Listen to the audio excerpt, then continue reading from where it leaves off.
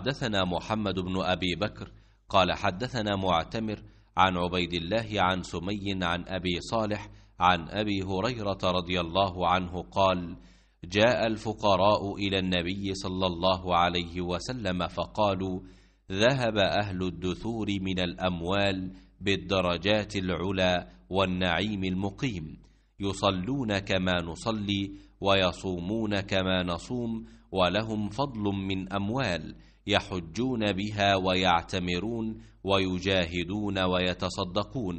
قال: ألا أحدثكم إن أخذتم أدركتم من سبقكم ولم يدرككم أحد بعدكم، وكنتم خير من أنتم بين ظهرانيه إلا من عمل مثله، تسبحون وتحمدون وتكبرون خلف كل صلاة 33.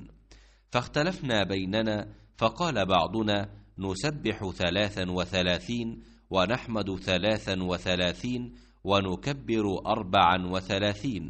فرجعت إليه فقال: تقول سبحان الله والحمد لله والله أكبر حتى يكون منهن كلهن 33.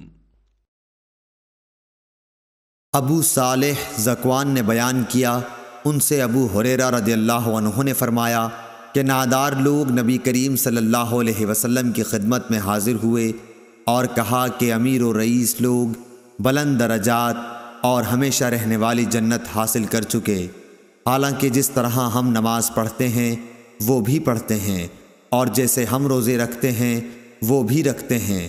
مال و دولت کی وجہ سے انہیں ہم پر فوقیت حاصل ہے کہ اس کی وجہ سے وہ حج کرتے ہیں، عمرہ کرتے ہیں، جہاد کرتے ہیں اور صدقے دیتے ہیں، اور ہم محتاجی کی وجہ سے ان کاموں کو نہیں کر پاتے۔ اس پر آپ نے فرمایا کہ لو، میں تمہیں ایک ایسا عمل بتاتا ہوں کہ اگر تم اس کی پابندی کرو گے تو جو لوگ تم سے آگے بڑھ چکے ہیں انہیں تم پالو گے، اور تمہارے مرتبے تک پھر کوئی نہیں پہنچ سکتا، اور تم سب سے اچھے ہو جاؤ گے، سوا ان کے جو یہی عمل شروع کر دیں۔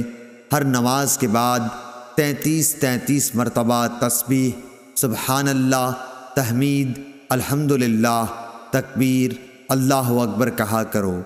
پھر ہم میں اختلاف ہو گیا، کسی نے کہا کہ ہم تسبیح 33 مرتبہ، تحمید 33 مرتبہ اور تکبیر 34 مرتبہ کہیں گے۔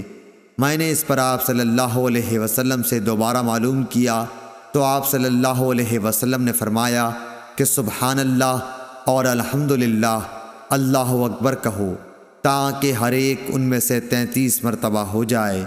صحیح بخاری حدیث نمبر 843۔